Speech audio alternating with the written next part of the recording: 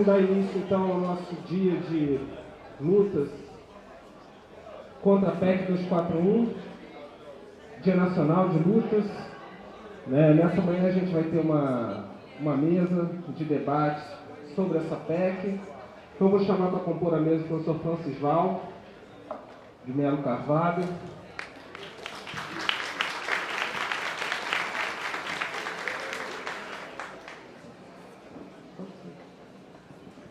Representando o DCE, eu vou chamar o discente Felipe Paganelli.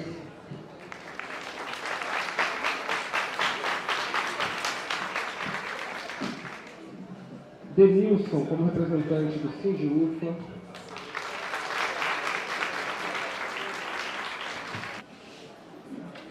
Bom dia a todos e todas. Quero cumprimentar aqui o Denilson, nosso colega do Sindiúfa, Vicente também, nosso colega do DCE. Um momento de extrema importância, eu julgo, até pelo fato de, poucos dias atrás, o Temer, lá no Japão, ele disse que essa medida seria, depois da Constituição, a principal medida a ser tomada em favor do país. E eu já diria que seria a maior perversidade que nós vamos, se aprovada, em termos de vários pontos que nós vamos colocar aqui, nos últimos anos. Ficou sob a minha responsabilidade falar um pouquinho mais no aspecto técnico, o que vem a ser essa PEC, a 241. Eu creio que grande parte já leu bastante a respeito, já estudou bastante a respeito. A gente trouxe aqui alguns pontos que nós precisamos analisar e verificar o que realmente vai impactar nas nossas vidas e nesse, vamos dizer assim, estilo de governo que se quer implantar. Eu vou começar falando, então, primeiramente, a respeito da PEC, depois a gente vai trazer um pouco para a nossa realidade. Da realidade da educação e, mais especificamente, também para as universidades. A PEC, quando a gente analisa uma proposta de emenda constitucional, ou seja, vai ser inserida, vai passar a ser uma lei, inserida na Constituição, onde a proposta inicial, por 20 anos, se pretende congelar as despesas primárias. E aí é um detalhe de extrema importância, quando a gente fala de despesas primárias, estão excluídas as despesas financeiras. Eu quero deixar isso bem enfatizado, porque daqui a pouco eu vou passar alguns números para vocês, só para a gente ter noção do que se gasta, em termos de despesas com o refinanciamento da dívida pública, e incluindo aí o pagamento de juros também. Então, essa proposta de emenda constitucional, de congelar os gastos, o que está por trás disso? De uma forma bem clara, é um projeto de governo com Estado mínimo. Para você congelar num patamar, corrigindo pela inflação, e não computando nenhuma possibilidade de correção pelo crescimento do PIB, o que você está propondo a correção da inflação simplesmente repõe o poder de compra. E com o crescimento, a participação do Estado vai ficar cada vez menor. E isso aí durante um período absurdo. A proposta inicial de 20 anos, colocaram uma possibilidade de mudança com 10 anos. Então a proposta é justamente nesse sentido, retirar, ou tirar o papel do Estado na economia. Basicamente é isso aí. Dando oportunidades para privatizações, para outras. Então, o modelo de governo está muito claro a respeito disso aí. O que se pretende? É tirar realmente e possibilitar, tirar o Estado e possibilitar que a iniciativa privada ela entre principalmente naqueles pontos que ela... a gente conseguiu avançar um pouquinho nos últimos governos, que é a questão da educação, com o ensino público. Tá bom. Diante disso aí, qual que é a defesa do governo para propor uma PEC dessa. Né? E, infelizmente, boa parte da sociedade tem comprado essa ideia. É que nós estamos com um problema fiscal extremamente grave. Ou seja, nós gastamos mais do que arrecadamos. Eu sou da área financeira, né, Departamento de Administração e Economia, trabalho na área financeira, trabalho um pouco a parte também de finanças públicas, e eu posso dizer sim que a gente está com um problema e alguma medida, né, é necessário sim. Mas o que a gente vê nessa proposta é que quem vai pagar essa conta é simplesmente o andar de baixo. Né? Nós não vemos medida nenhuma onde o andar de cima, onde muitos dos que provocaram esse desequilíbrio também, eles não vão pagar com nada, não vão entrar com nada. Né? E o que acontece nessa proposta também? A gente percebe que com essa colocação de teto, ou seja, você vai usar como referência o orçamento de 2016, corrigindo então pela inflação 2017, a educação e saúde é o orçamento de 2017. O que a gente percebe? Primeiro, nós estamos congelando em cima de uma base uma base já com valores baixos, em função do quê? Em função, né, da situação econômica que o país está. Isso vai provocar uma briga intensa entre as pastas. Quem acompanha a mídia, mesmo no PIG, né, que é a imprensa golpista, aí, a gente percebe que mesmo no PIG tem surgido essas colocações. Né? Poucos dias atrás saiu que, para atender, né, ao mínimo lá da saúde, vai ter que ter um remanejamento de verbas de uma pasta para outra. E a gente sabe, com essa composição de governo na qual nós estamos vivenciando, nós sabemos quais as pastas que vão perder recursos. Né? Não tenho dúvidas que são as pastas sociais. E nesse sentido, então, saúde, educação, né? Nós aqui né? Ciência e tecnologia, com certeza nós já vimos aí, né? Corte de bolsas, corte de recursos para pesquisa, não tenham dúvidas de que isso vai acontecer. Além desse aspecto também, quando a gente analisa, então vai ter uma briga entre as pastas por causa de recurso, porque você está congelando, né, o orçamento, e vai obrigar dentro da própria pasta uma briga intensa também por recurso. Aí é o caso específico nosso da universidade. Para uma universidade ela ampliar, né, o seu orçamento, uma outra vai ter que perder. Então vai ser uma briga intensa entre reitores, né, onde negociatas certamente vão acontecer, né, onde aquelas que se aproximam mais, que estão dispostas, né, os reitores ou as direções executivas que estão mais dispostas a comprar esse projeto, provavelmente vão ser mais beneficiadas, né, e outras serão penalizadas. Só para vocês terem uma ideia, o congelar o nosso orçamento, né, com base no atual orçamento corrigido pela inflação, se a gente fizesse uma conta bem simplória, se a gente tivesse um sistema estabilizado, né, vamos imaginar aqui, todos os técnicos administrativos no topo da carreira, todos os docentes titulares, todos os cursos implementados, né, todos os professores necessários contratados, todos os técnicos necessários contratados, todas as obras necessárias também incluídas e todos os equipamentos. Se a gente tivesse todas as instituições nessa situação, o congelar daria a entender que você estaria repondo, pelo menos, ou o salário de professores ou nas despesas, vamos dizer assim, dentro da inflação. Mas nós sabemos plenamente que não é essa a realidade. Né? Vamos pegar o caso específico nosso aqui da UFO. Nós temos vários cursos de implantação, onde vários professores precisam ser contratados. vários técnicos precisam ser contratados, né? Muitas obras, só andar no campus aí nós vamos ver, precisam ser concluídas, ou seja, nós precisamos de investimentos muito acima, né, do crescimento com a inflação. Isso aí, só para vocês terem uma ideia, a partir do momento que a unidade, que o órgão não atinja ou extrapole esses limites, tem uma série de restrições que a própria lei está colocando, né? Eu tirei cópia aqui, só para vocês terem uma ideia.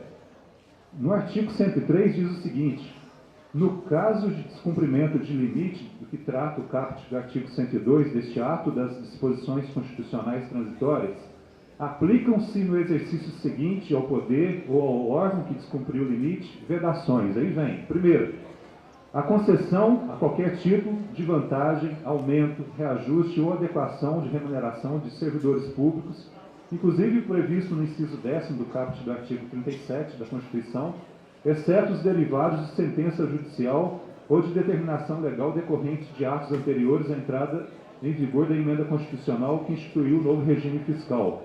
2. A criação de cargo, então é vedado também, a criação de cargo, emprego ou função que implica aumento de despesa. 3. É vedado também a alteração de estrutura de carreira que implica aumento de despesa. 4. É vedado também a admissão ou a contratação de pessoal a qualquer tipo, ressalvadas as reposições de cargos de chefia e de direção que não acarretem aumento de despesa e aquelas decorrentes de vacância de cargos efetivos. E o 5º, é vedado a realização de concurso público. Então está muito claro aqui o que se pretende, né?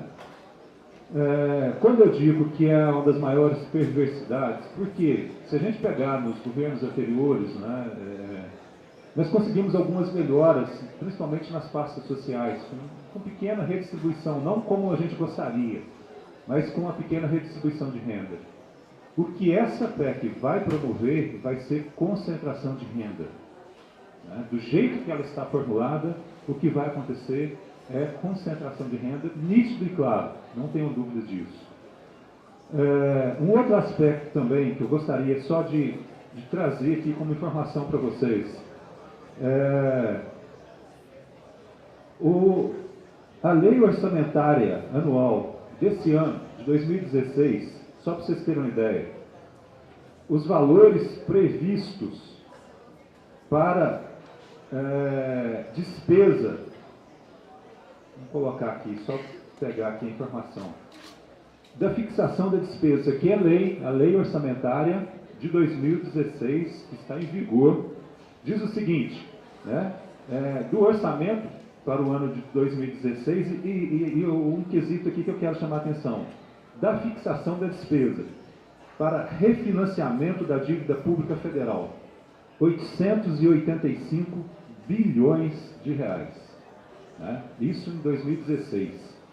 Se a gente pegar, isso aqui é público, se você entrar lá no orçamento público, lá vocês vão encontrar isso aqui, essa é a lei, inclusive, né, de anos anteriores foi usada para caçar Dilma. No projeto de lei orçamentária para 2017, que é essa que é a PILOA que a gente chama, que é um projeto de lei ainda, ela não foi votada, a partir do momento que ela é votada, ela passa a ser a lei orçamentária.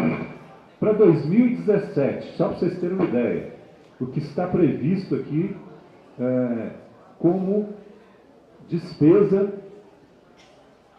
no valor de 946 bilhões para refinanciamento da dívida pública federal. 946 bilhões 407. Por que a gente está colocando isso aqui? Porque nessa lei, na PEC 241, não existe item nenhum que trata dessa questão da despesa financeira, né? Eles estão congelando o orçamento com as despesas primárias, estão excluindo a despesa financeira. Mas se a gente for ver aqui, o grande problema nosso hoje é justamente o quê? É justamente a questão da despesa, né, da dívida pública. Eu trouxe aqui outros números, só para vocês terem uma ideia. A dívida de 2015 foi de aqui a gente tem que entender um pouquinho também, quando a gente fala da dívida, Tem dois conceitos importantes aqui que nós precisamos entender, né? Quando a gente tem a dívida bruta, quando a gente fala lá a dívida do setor público, a bruta, o que se está contemplando aqui? Aqui a gente não contempla os ativos que foram adquiridos também como parte dessa dívida. Vou dar um exemplo disso aí. Uma parte considerável da nossa dívida pública, ela foi contraída, o governo emitiu títulos da dívida para comprar moeda estrangeira para fazer a reserva que nós temos hoje, né? Então, quando a gente fala em termos de dívida pública bruta, eu não estou contemplando o quê? Esse estoque de ativos que o governo tem também, né? Que foi adquirido quando se fez parte dessa dívida também. A dívida bruta nossa hoje está atingindo aí quase 70%, a bruta. A líquida, aí eu vou considerar o quê? Aqueles ativos que o governo tem. Então hoje nós temos um colchão, né, vamos dizer assim, com recurso, com moeda estrangeira, no montante hoje de aproximadamente 370 bilhões de dólares, que foram adquiridos, boa parte desse colchão, com o governo fazendo dívida. Não foi com sobras, com superávit, não foi isso. Foi o governo emitindo dívida, foi um momento importante. Aí existe uma crítica, né, na nossa área, se isso é interessante ou não, né, ou qual o nível dessa dívida. Por quê? Porque quando o governo fez parte dessa dívida, ele emitiu títulos, né, e remunera esses títulos. E o que ele remunera é bem superior ao que ele recebe, né, em troca quando ele...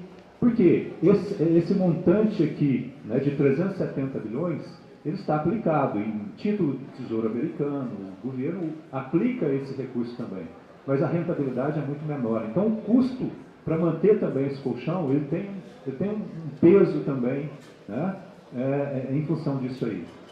E aí vem uma discussão, vale a pena ter esse colchão, né? Então uma série de discussão a respeito disso aí, né? Não quero aqui entrar em detalhes a respeito disso, mas a gente tem que levar em consideração então também. Então, quando a gente ouve lá dívida bruta, né, na verdade, nós temos que analisar efetivamente a dívida líquida. Por quê? Porque eu tenho um colchão de ativos também, né, que são, no caso, aí, grande parte dessas reservas. Tá bom. Então, para vocês terem uma ideia aqui, em 2015,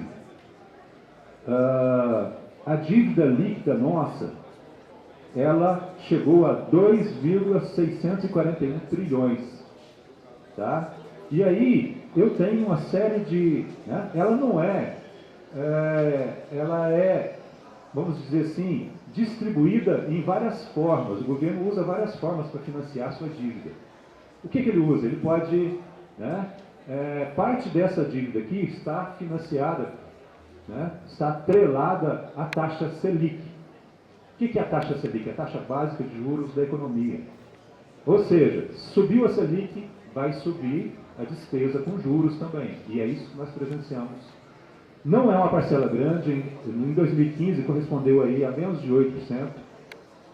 Atrelado à inflação, a gente tinha quase 1 trilhão, mais de 900 bilhões de reais, ou seja, 35% da dívida era atrelada à inflação.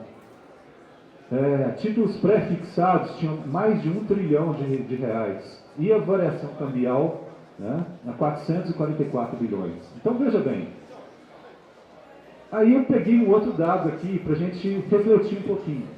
Em 2012, o governo federal gastou 207 bilhões de reais. Né? Sabe o que representa isso? O orçamento para a educação e para a saúde foi pouco mais do que isso aí, 220 bilhões mais ou menos. Então, 207 bilhões de reais foram gastos para pagamento dos juros da dívida. Em 2013, foi 218 bilhões de reais. 2014, foi 243 bilhões de reais. Em 2015, a pequena bagatela de 367 bilhões de reais. Né? Então, onde que está o problema nosso? Você emitir uma PEC congelando as despesas primárias que estão fora, esses aqui estão fora, ou você fazer um trabalho, inclusive com auditoria, porque isso aqui tem uma série de problemas que precisam ser estudadas, ou seja, precisa de transparência nisso aqui também. Então, onde que está o nosso problema? Onde que seria mais fácil, vamos dizer assim? Mais fácil é fazer o que estão fazendo.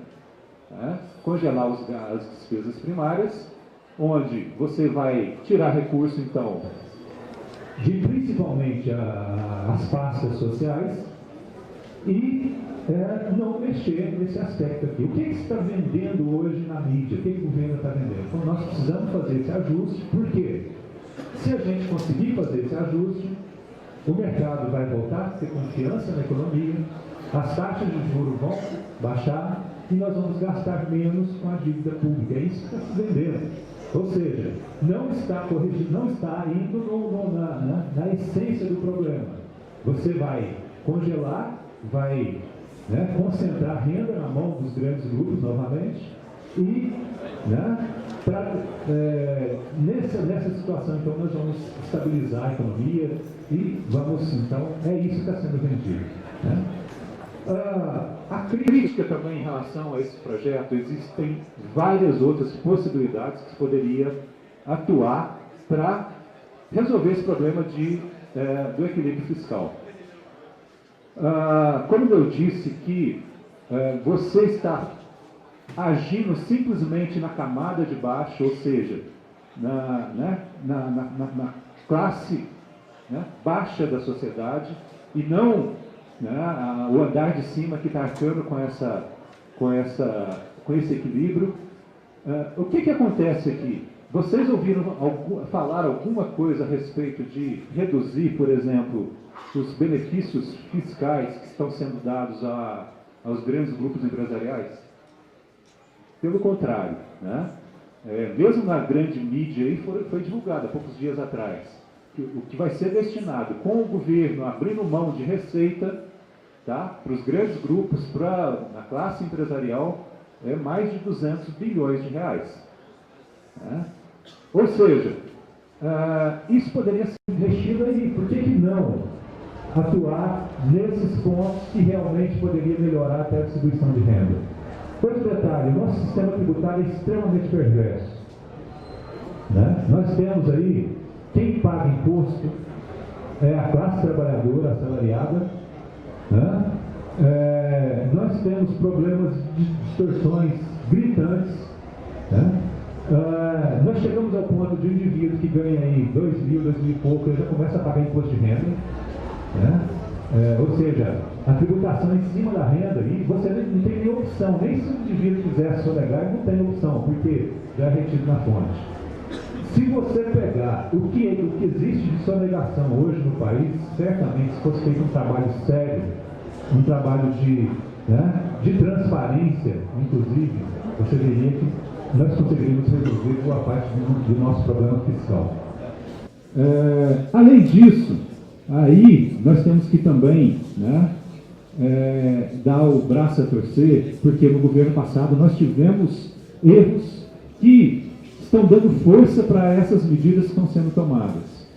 Uma das partes também da dívida que nós temos, o governo, o Tesouro, ele emitiu títulos, vendendo dívidas atreladas à Selic, atreladas a câmbio, atreladas à inflação, capitalizou um banco público, que foi o BNDES, e esse recurso, então, foi liberado de forma subsidiada também para grandes grupos empresariais, para o setor empresarial de maneira geral. Mas quem tem acesso de forma bem agressiva são os grandes grupos empresariais. E esse montante também foi bastante significativo, se a gente pegar nos últimos anos, ultrapassou 400 bilhões de reais. Então, o BNDES, o Tesouro, vendendo títulos, aumentando a dívida, pega esse recurso que foi capitalizado, coloca no banco, no BNDES, o BNDES pega esse recurso e vai emprestar a taxas subsidiadas, com taxas aí de 5, 6, 7. e pagando, o governo pagando a taxa Selic. Grande parte está atrelada à taxa Selic, a 14%. Quem que paga essa diferença? É a sociedade. Então, nós percebemos também erros nesse sentido, né? Quando a gente está aqui nesse movimento contra essa PEC, é porque nós entendemos que o governo poderia usar, então, essas outras medidas, né, para fazer frente a esse desequilíbrio fiscal